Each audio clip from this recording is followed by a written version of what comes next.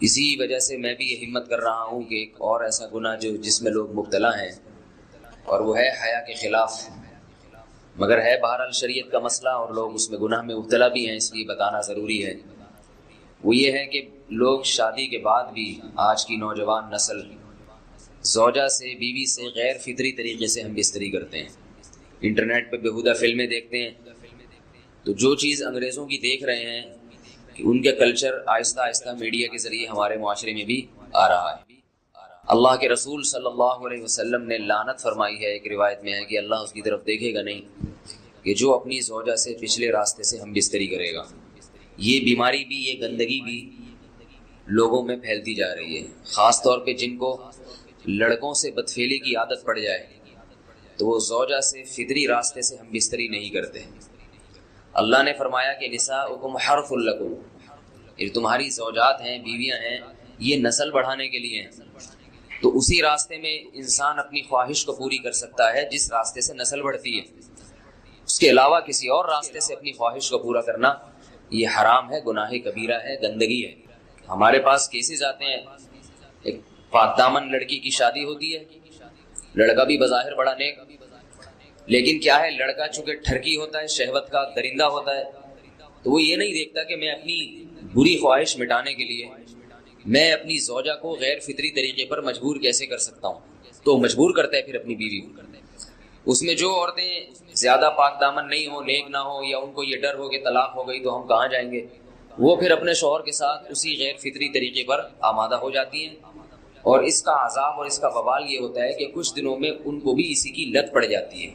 انسان جب بھی کوئی غیر فطری راستہ اختیار کرتا ہے، آخرت کا عذاب تو بعد میں، دنیا کا عذاب یہ آتا ہے کہ پھر اس کو لذت فطرت میں آتی نہیں ہے، پھر جو راستہ اللہ نے رکھا اس میں اس کو لذت نہیں آئے گی، پھر وہ گندگی میں ہی گھسنے کی کوشش کرے گا، اس کی بھی فطرت خراب ہو جاتی ہے، اور جس کے ساتھ یہ بدفعلی کی جائے اس کی بھی فطرت خراب ہو جاتی ہے، وہ بھی پھر کسی کے قابل نہیں رہتے۔ تو اپنے جان پر رحم کرنا چاہیے۔ ہم انسان ہیں، ہم درندے نہیں ہیں، ہم گھوڑے نہیں ہیں، ہم گدھے نہیں ہیں، ہم جانور نہیں ہیں، ہم انگریز نہیں ہیں۔ انگریز نے تو حیا اور شرم کی تمام حدود کو توڑ دیا ہے، وہ تو درندے بن چکے ہیں۔ ہم تو درندے نہیں ہیں، ہم تو حلال کھاتے ہیں، پاک صاف رہنے کی کوشش کرتے ہیں، تو ہم ان کی جو کلچر دیکھ کے ہم ویسے درندے بننے کی کوشش کیوں کریں؟ تو یہ بہت بڑا وبال ہے، بہت بڑی برائی ہے جو ہمارے معاشرے میں آہستہ آہستہ جڑ پکڑتی جا رہی ہے، اور اس سے بیماریاں بھی پھیلتی ہیں۔ غیر فطری طریقہ ہے، بیماریاں بھی پھیلتی ہیں۔ ایسے کیسز آتے ہیں کہ جناب مرد مجبور کر رہا ہے بیوی کو، اور وہ بیوی جو ہے ساتھ نہیں دیتی تو پھر اس کو طلاق کی دھمکیاں دیتے ہیں، ایسے کیسز بھی آتے ہیں۔ اور یہ بھی آتا ہے کہ مرد جب اپنی بیوی کو غیر فطری طریقے پر مجبور کرتا ہے، بیوی آمادہ نہیں ہوتی، تو مرد پھر یہ دھمکی دیتا ہے کہ بھائی میری خواہش تو تم سے پوری ہوتی نہیں ہے، پھر میں دوسروں کے پاس جاؤں گا۔ تو یاد رکھیں، جس عورت کا شوہر یہ دھمکی دے اس کو کہ میں زنا کروں گا اگر تم نے میری خواہش پوری نہیں کی غیر فطری طریقے سے، تو عورت اپنے شوہر سے کہہ دے کہ جاؤ تم کہیں اور جا کے منہ کالا کرو، تمہاری فطرت میں گندگی ہے تو یہ مجھے گندا بنانے کی کوشش نہ کرو، اس کو زنا کرنے دیں، وہ اللہ آخرت میں اس سے بھگتے گا۔ ہر بیماری کا اللہ نے علاج رکھا ہے۔ اللہ کے رسول صلی اللہ علیہ وسلم نے فرمایا، صحیح بخاری کی حدیث، ما انزل اللہ من داء الا انزل له دواء، کوئی بیماری ایسی نہیں ہے جو اللہ نے نازل کی ہو اور اس کے لیے دوا نہ رکھی ہو دنیا میں۔ تو اگر کسی کو ایسی لت پڑ گئی ہے غیر فطری کام کی، تو اس کو چاہیے کہ وہ اپنا علاج کرائے، ڈاکٹر سے بھی رابطہ کرے، اور سب سے بڑا علاج یہ ہے کہ کچھ وقت صبر کرے گا، چھوڑ دے گا کچھ عرصے کے لیے، تو خود بخود آہستہ آہستہ صحیح ہو جائے گا۔ ایک آدمی شراب کا عادی ہے، ایک علاج تو یہ کہ ڈاکٹروں سے رابطہ کرے، بہتر علاج کیا، چھوڑ دے۔ کتنے دن تڑپے گا؟ ایک دن، 2 دن، 3 دن، 4 دن، ایک ہفتہ، 2 ہفتہ، بہت زیادہ سال ہو جائے گا نا، اس کے بعد خود بخود ٹھیک ہو جائے گا۔ سگریٹ کا عادی ہے، چھوڑ دے گا، تو کتنے لوگ ہم نے دیکھے ہیں دن میں 20 سگریٹ پیتے تھے، چھوڑنے پر آئے تو بالکل ایک دم چھوڑ دی انہوں نے، آہستہ آہستہ کر کے چھوڑ دی، لیکن تکلیف ہوئی مگر عادی ہو گئے۔ تو اب کسی کو یہ لت پڑ گئی ہے غلط کام کی، برائی کی، تو اس کا بہترین علاج یہ ہے کہ وہ اپنے آپ کو بدلنے کی کوشش کرے، ماحول بدلے، اور کچھ وقت صبر کرے گا تو اللہ اس سے یہ عادت چھڑا دے۔ نہیں کی، صبر نہیں کیا اس نے، پھر اسی گندگی میں موت واقع ہوگی، پھر آخرت کا عذاب بہت سخت، نسلیں برباد ہو جاتی ہیں اس عمل سے انسان کی۔ تو بات حیا کے خلاف ہے، مگر یہ کہ ایک بزرگ تھے، وہ بات فرما رہے تھے، تو کسی نے پوچھا کہ حضرت آپ حیا کے خلاف بات کرتے ہیں، تو انہوں نے فرمایا تم بے حیائی کے کام نہیں چھوڑتے، ہم اس چھڑوانے کے لیے بات کریں تو ہم برے ہیں، اور تم کام کرو تو بھی برے نہیں۔ برائی کا کام کرنے میں برا نہیں بنتا، اور برائی کے خلاف بولنے والا برا بن جاتا ہے کہ دیکھو یہ کیسی باتیں کر رہے ہیں۔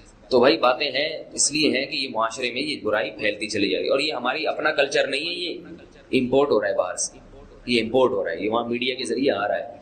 تو وہ چیزیں دیکھا نہ کریں اور ان لوگوں سے دور رہا کریں۔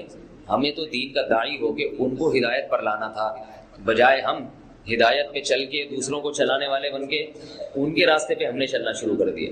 اللہ تعالیٰ ہمیں اب دیکھیں ان کے یہاں ایڈز کا مرض پھیل گیا ہے۔ آپ بتائیے یہ ایڈز کا مرض ہمارا ہے کیا؟ یہ بیماری ہماری ہے یا ان کی ہے؟ ہمارے یہاں بیماریاں ہیں، کھانسی ہے، نزلہ ہے، ٹھیک ہے نا، بلڈ پریشر ہے، شوگر ہے، یہ بیماریاں ہماری ہیں۔ کوئی اللہ کا شکر ہے گندی بیماری ہمارے ہاں نہیں ہے۔ جتنی گندگیاں ہیں وہاں سے آ رہی ہیں۔ ایڈز کا مرض وہاں سے امپورٹ ہوا ہے، اور ایڈز کا مرض اسی بدفعلی کی وجہ سے پیدا ہوتا ہے، اسی سے جراثیم پیدا ہوتے ہیں، اور اتنا خطرناک مرض کے ایسے متعدی ایسے پھیلتا ہے۔ افغانستان میں ایڈز کا ریشو 0 تھا، 0۔ شوہر کوئی ایسا طریقہ استعمال کرتا ہے نا ہم بستری کا جس سے اولاد نہیں ہوتی، تو کیا بیوی کو اسے منع کرنا چاہیے یا نہیں کرنا چاہیے؟ دیکھیں حدیث میں آتا ہے کہ کوئی شوہر اپنی بیوی کو رات کو اپنے بستر کی طرف بلائے، یہ کنایہ یعنی ہم بستری کرنا چاہتا ہو، عورت منع کر دے، فرشتے اس پہ ساری رات لعنت بھیجتے ہیں۔ یہ بالکل صحیح حدیث ہے۔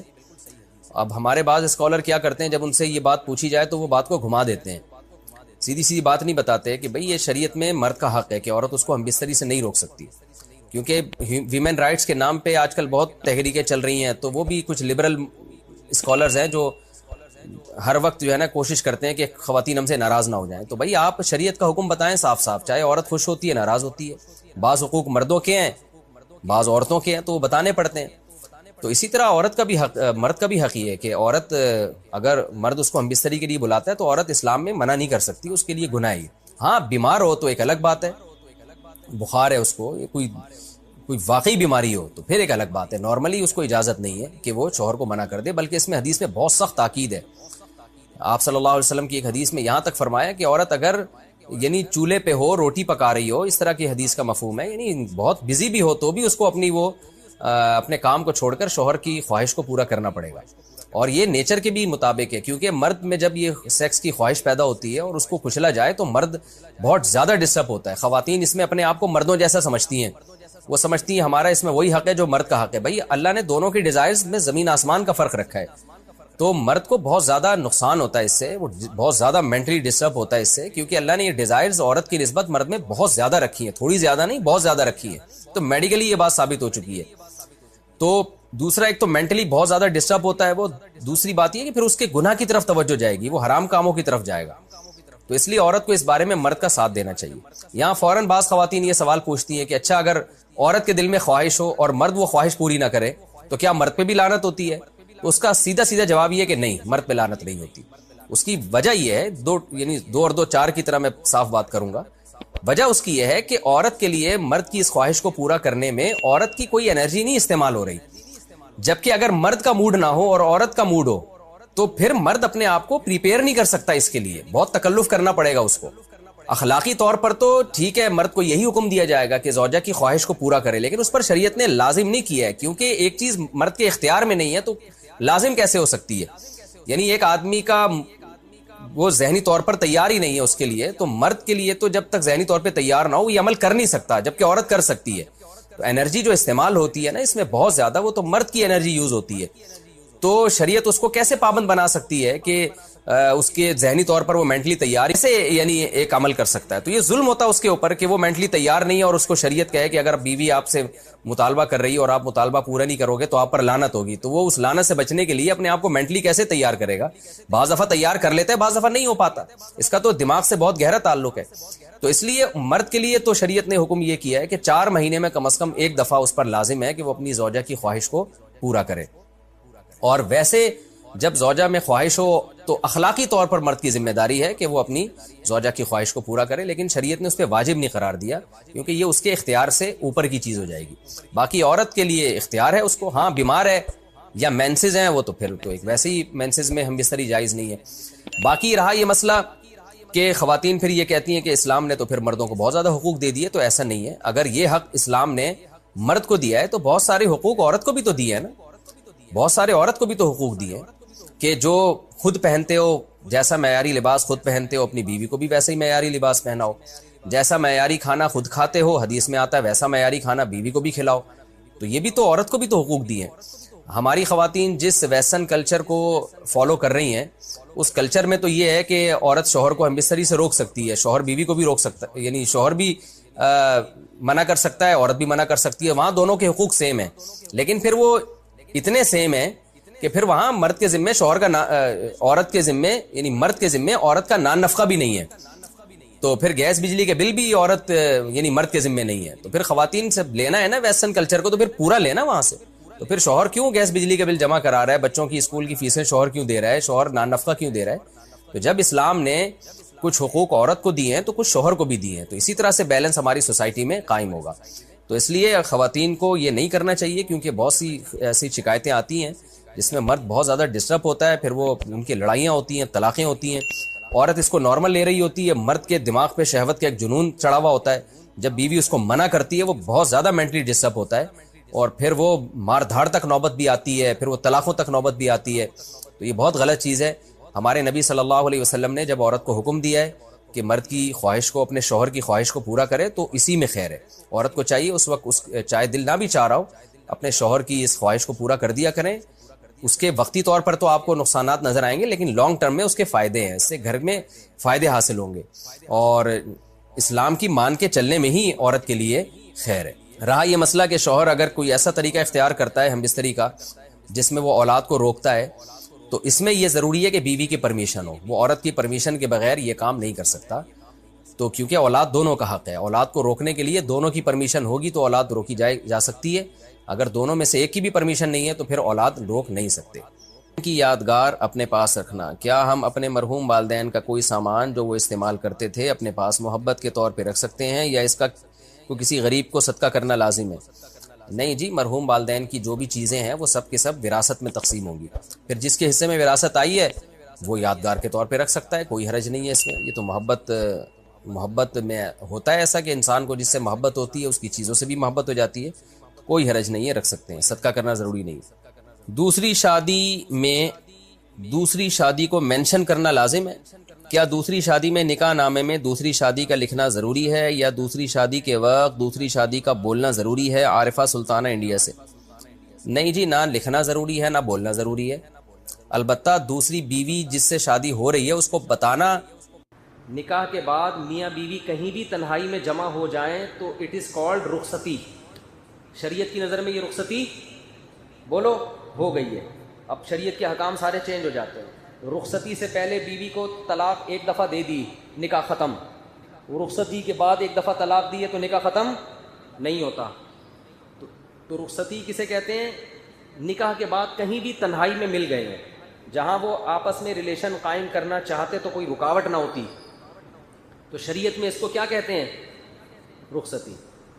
ہمارے ہاں رخصتی کا مطلب ہوتا ہے کہ وہ دلہن کے سر پہ قرآن رکھا ہے، سارے گھر والے روتے ہوئے، مائیں اس کو بٹھا رہی ہیں، کیمرے نے ماں کی طرف رخ کیا ہوا ہے کہ کتنا 50-50 میں آتا تھا نا، 50-50 میں بڑا زبردست آتا تھا وہ. اس میں دکھایا کہ ماں بیٹی کو رخصت کر رہی ہے روتے ہوئے نا، اور سب بہنیں رو رہی ہیں، اور گاڑی میں بٹھایا تو کیمرے والے نے کہا وہ بٹن آن کرنا بھول گیا تھا میں. اس نے کہا کم بخت اتنی مشکل سے روئی تھی، چلو دوبارہ واپس. پھر دوبارہ سے دلہن کو لے کر گئے، پھر روتے ہوئے. تو یہ نہیں، معاشرے کا کلچر دکھایا کہ ان میں بھی ڈرامے بازیاں بہت چل رہی ہوتی ہیں.